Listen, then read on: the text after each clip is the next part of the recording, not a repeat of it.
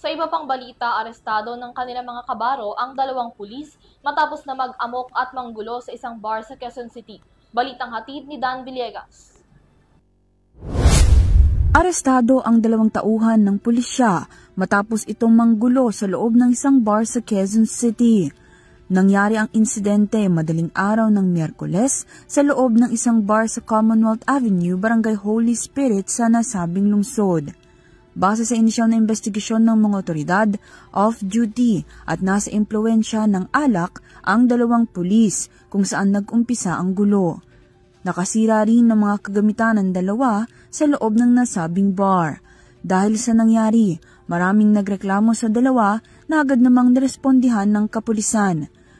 Kinumpiska ng kapulisan ang mga armas ng mga ito at itinurn over sa Criminal Investigation and Detection Group upang mas litisin ang insidente at masampahan ng nararapat na kaso ang 2.